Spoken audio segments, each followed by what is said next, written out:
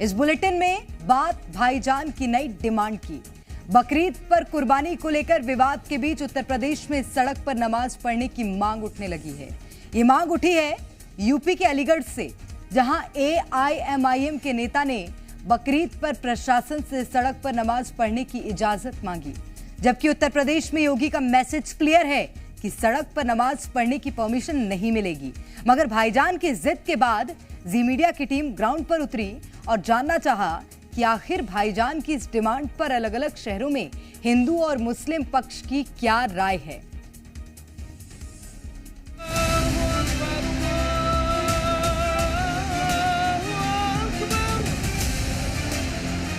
सड़कों पर नमाज पढ़ने के 10 मिनट की नमाज के लिए इतनी पाबंदियां क्यों? बाहर सड़कों पर नमाज पढ़ने की हमें अनुमति दी जाए। बकरीद पर कुर्बानी वर्सेस बलि का विवाद अभी थमा भी नहीं था कि यूपी में भाईजान ने एक नई डिमांड रख दी है। अलीगढ़ में AIMIM कार्यकर्ताओं ने सड़क पर ईद की नमाज पढ़ने की अनुमति दिए जाने की मांग प्रशासन से की है। हमने जिलाधिकारी से मांग की है कि हम ईद उल अजहा की नमाज जिन ईदगाह में पढ़ते हैं, अगर तादाद ज्यादा हो जाए तो बाहर सड़कों पर नमाज पढ़ने की हमें अनुमति दी जाए। क्या अनुमति मिली आपको? देखिए, अनुमति मिले न मिले हमने मांग की है।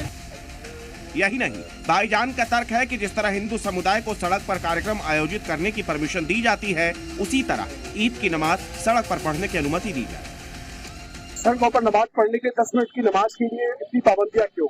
क्या हम भी जाते हैं, मंदिरों में जाते हैं, सड़कों पर भीड़ रहती है, काफी देर मेले भी लगते हैं, बहुत सारी चीजें रहती है, तो ये मुसलमानों के प्रति ही ये सब ऐसी भावनाएं क्यों?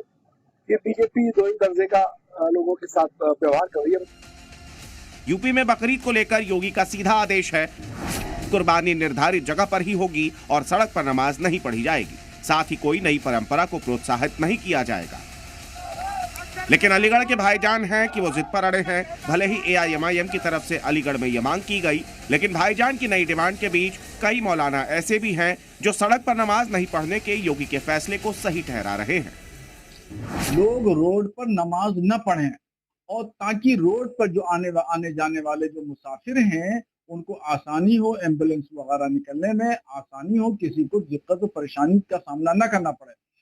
और मैं दूसरी बात शरीयत की बात बताऊं, शरीयत ने इसका एक हल निकाला है, हल दिया है। हल ये है कि इमाम बदल करके एक ही मस्जिद में, एक ही ईदगाह में 2 बार नमाज हो सकती है। सड़क पर नमाज पढ़ने को लेकर जो आवाज अलीगढ़ में AIMIM के कार्यकर्ताओं ने उठाई, उसे लेकर अलीगढ़ में हिंदू पक्ष क्या सोचता है, पहले ये सुनिए।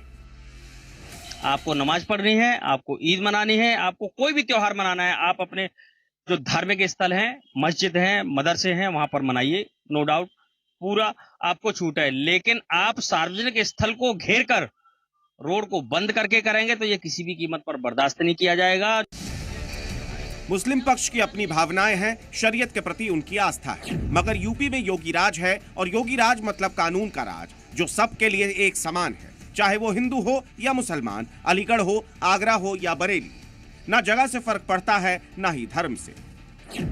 वो एक मजबूरी के आधार पर, जैसे जगह मस्जिद में कम पड़ रही है तो उसके मजबूरी के आधार पर थोड़ी बहुत जगह सड़कों पर, अगर जैसे किसी ट्रैफिक वगैरह में दिक्कत ना हो किसी को चलने वालों को, तो उसमें थोड़ी जरूरत है तो पढ़ सकते हैं रोड पर नमाज। ये एक तरफ पाबंदी लगाई, जबकि रोडों पे भंडारे भी हो रहा है, हनुमान चालीसा का पाठ भी पढ़ाया जा रहा है, जागरण भी हो रहा है, उस पर कोई प्रतिबंध नहीं लगाया है। जो मस्जिद है, मस्जिद के बाहर का जो सहन है, गेट अगर रोड पर खुलते हैं या मस्जिद के मैदान है, उस पर नमाज की परमिशन दी जाए।